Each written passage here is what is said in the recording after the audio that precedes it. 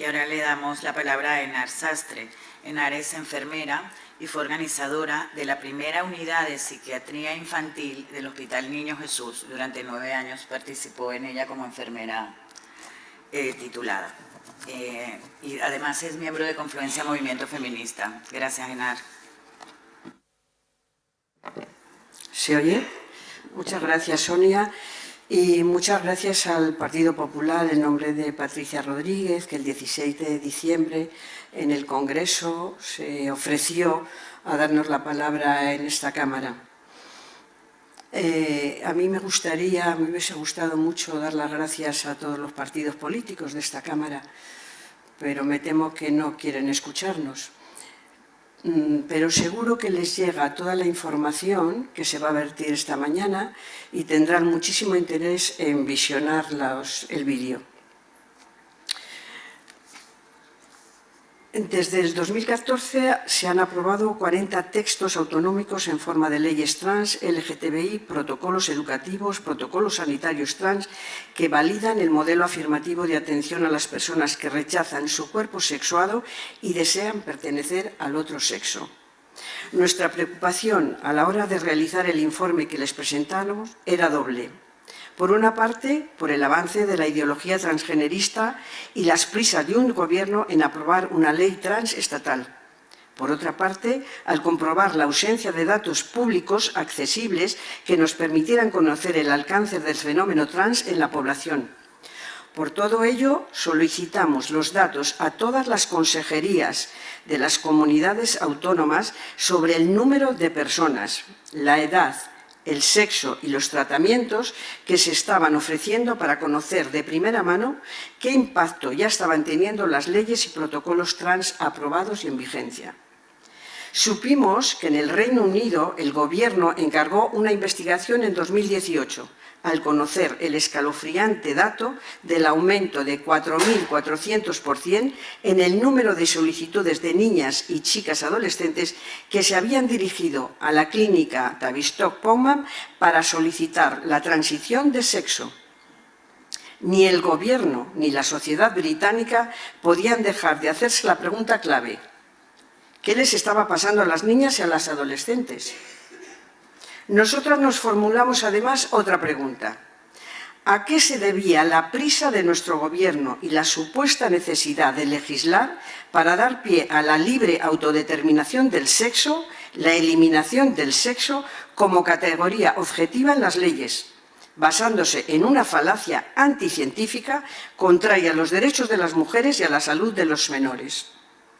Sin datos y sin evaluar el impacto del modelo afirmativo, ¿cómo se puede promulgar leyes que afectan a toda la población? El modelo afirmativo se ha investigado por las compañeras de Cataluña y se recogen las consecuencias en un informe titulado «De hombres adultos a niñas adolescentes. Cambios, tendencias e interrogantes sobre los casos atendidos por el Servitrans en los años 2012 a 2021». El Consejo General de Colegios de Médicos Catalanes recoge los resultados y los interrogantes del informe, aunque no estén de acuerdo con las muchas líneas de las feministas, y reconocen que hay un fenómeno social construido avalado con grandes intereses farmacéuticos. En el informe que les presentamos de las 19 peticiones que hemos hecho a las comunidades autónomas, hemos analizado, haciendo un enorme esfuerzo metodológico, los datos desiguales y fragmentados de 11 comunidades autónomas. A continuación paso a presentar los resultados más importantes de nuestro análisis en 10 puntos ilustrados con ejemplos de cada una de las comunidades. En términos generales, se identifican 4 tendencias que refuerzan los resultados anteriores de nuestras comunidades y también los internacionales. Cada vez más personas atendidas, cada vez más mujeres, cada vez más jóvenes y cada vez son menores de edad.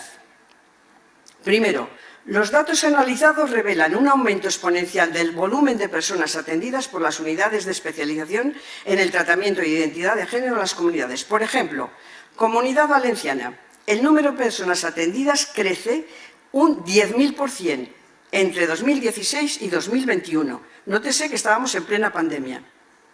En Cataluña, el crecimiento es de 7.000% entre 2012 y 2021, un aumento del 40%. Entre 2020 y 2021, el número de casos nuevos. También de un año a otro en Madrid, las primeras visitas a la unidad del Hospital Ramón y Cajal se duplican entre el 21 y el 22, llegando a más de 800 entre enero y julio. Segundo, el análisis también muestra de forma clara y general en todas las comunidades que el incremento de pacientes en primeras visitas en las unidades de identidad de género es por edad más pronunciado en personas adolescentes y adultas jóvenes y por sexo en mujeres. Por ejemplo, Cantabria. 65% de las personas atendidas en psicosexología tienen menos de 21 años y la mayoría también son mujeres. En Murcia, entre 2017 y 2022, de los menores de edad atendidos en endocrinología infantil, el 60% son niñas.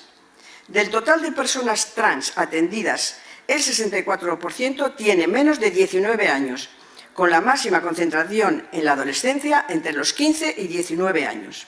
Tercero, en la línea temporal, el incremento de primeras visitas de mujeres respecto a hombres es especialmente relevante en personas adolescentes y adultas jóvenes. Por ejemplo, Comunidad Valenciana.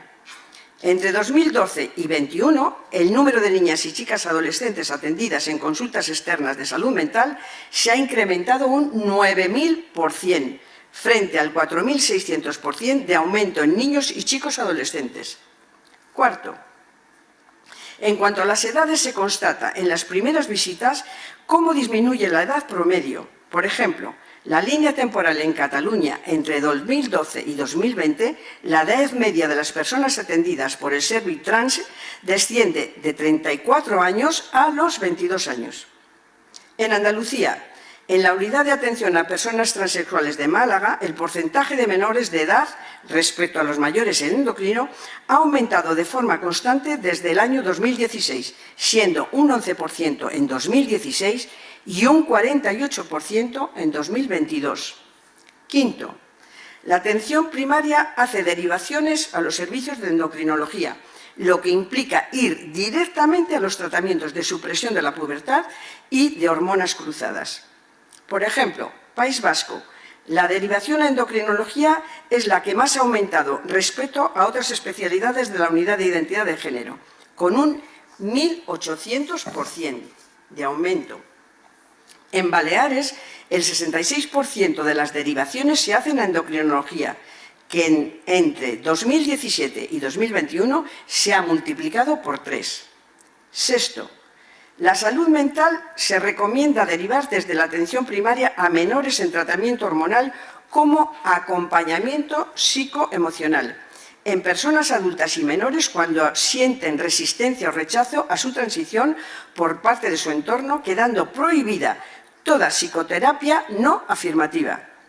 De forma general, en Andalucía, como en otras comunidades, las guías de atención sanitaria prohíben derivar a salud mental como requisito previo al inicio de la terapia hormonal y de las intervenciones quirúrgicas en adultos. En el protocolo de infancia y adolescencia se recomienda, entre comillas, abro comillas, en el proceso de transición el acompañamiento psicoemocional que requiere la persona en tratamiento hormonal, es decir, solo si lo pide. 7. Nos llegaron datos en los que aparece sin registro de sexo, o sexo no binario, o no saben o no contestan, o en proceso de encontrar su identidad de género, que aumenta de forma importante en los últimos años. Por ejemplo, en Cataluña se pasa de 116 personas registradas como no binario, no sexo, no contesta, en 2020 a 479 en 2021. En Cataluña, el número de casos en los que no se registra el sexo ha aumentado un 110,5%, más del doble. Otro ejemplo, en los datos recibidos en Cantabria, el 15% de las personas atendidas consta en proceso de definición de su identidad de género o no binaria. Sin datos desagregados por sexo, es muy difícil investigar para conocer los problemas de salud de la población. 8. En los datos recibidos en los que podemos inferir el sexo de las personas intervenidas quirúrgicamente, observamos un mayor número de mujeres que de hombres. Basten 2 ejemplos. En Cantabria el 82% son mujeres y en Canarias son mujeres hasta el 87% de las intervenciones quirúrgicas. 9. Las intervenciones quirúrgicas que se realizan sobre mujeres implican una superpérdida de funciones biológicas y esterilización, más que las realizadas por los hombres. Por ejemplo, en Canarias, el 100% de las operaciones de mujeres tienen efectos funcionales irreversibles y el 20% implican esterilidad. 10. Las intervenciones quirúrgicas que predominan en hombres son las mamoplastias, es decir, la implantación de las mamas, la modificación de la voz, en mujeres las dobles mastectomías y las histerectomías con doble anexiotomía. Esta tendencia se observa en todas las comunidades sobre las que tenemos datos, independientemente de su volumen. En este caso, por ejemplo, en los datos de Castilla y León, el doble de intervenciones totales en mujeres, 52 de las cuales 37 son mastectomías, que en hombres, 24 de los cuales 21 son implantes mamarios y feminización de la voz. Finalmente, a partir de los datos analizados en las comunidades y teniendo en cuenta la población que representan aquellas que nos han proporcionado información, hemos calculado mediante proyección proporcional simple el total de personas de todo el país que habrían sido afectadas en cada una de las categorías. Todo ello teniendo en cuenta que nos referimos exclusivamente al sistema sanitario público, es decir, sin contar con las personas tratadas en la sanidad privada. Se trata, por tanto, de estimaciones muy conservadoras. Sin lugar a dudas, la realidad arrojaría cifras muy superiores. Este es nuestro cálculo.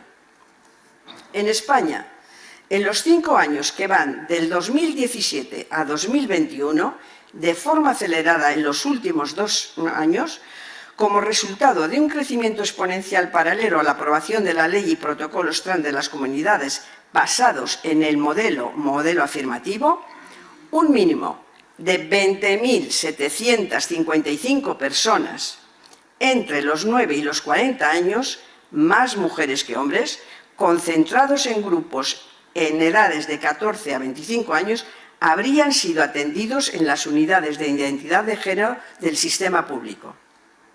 Un mínimo de 12.205 personas sanas entre 2018 y 2021, más mujeres que hombres concentradas en la franja 16-25 años, habrían iniciado el tratamiento con hormonas cruzadas. Un mínimo de 1.000 mujeres sanas entre 2016 y 2021 habrían sido intervenidas quirúrgicamente con efectos irreversibles que incluyen la doble amputación de mamas y la histerectomía. Un mínimo de 1.000 menores sanos entre 2019 y 2021 habrían iniciado tratamiento para detener artificialmente su desarrollo puberal con fármacos off-label, sin ficha técnica, es decir, de forma experimental con efectos dañinos irreversibles para su salud. El 23 de enero realizamos un webinar desde Confluencias Movimiento Feminista donde dimos a conocer este informe con todos los datos de las comunidades.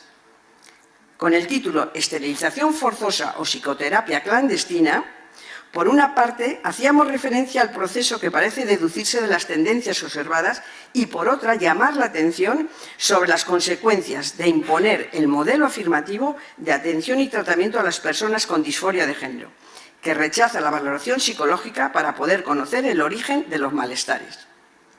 El texto de la ley trans, pendiente de debate en el Senado, incluye multas y sanciones muy graves a los profesionales de la salud mental, de las que ya se han tenido ejemplos en España con la aplicación de la ley y protocolos de las comunidades. Esta es una de las muchas inquietudes que se desprende del análisis que realizamos. Por todo ello, exigimos que se lleven a cabo registros de calidad en todos los datos referentes a las personas que acuden a las unidades de tratamiento de disforia, tanto en el sistema público como en el privado. Exigimos, asimismo, que se investigue en profundidad qué impacto está teniendo la aplicación del modelo afirmativo transgenerista, que descarte dicho modelo siguiendo la línea que han iniciado otros países de nuestro entorno, Reino Unido, Suecia, Finlandia, Noruega y Australia, ya han desestimado estos protocolos, porque han constatado sus efectos nefastos y las consecuencias, especialmente en la población menor y en las mujeres. Finalmente, exigimos la paralización de la tramitación de la ley trans, la derogación de las leyes autonómicas, así como los protocolos sanitarios y educativos que se derivan de ellas, porque constituyen un atentado a los derechos de las mujeres y al libre, sano y desarrollo sin los estereotipos de género, los niños, las niñas, los adolescentes y las jóvenes. Quiero terminar con una reflexión. En mi generación quisimos cambiar el mundo, hacer de este país una sociedad democrática.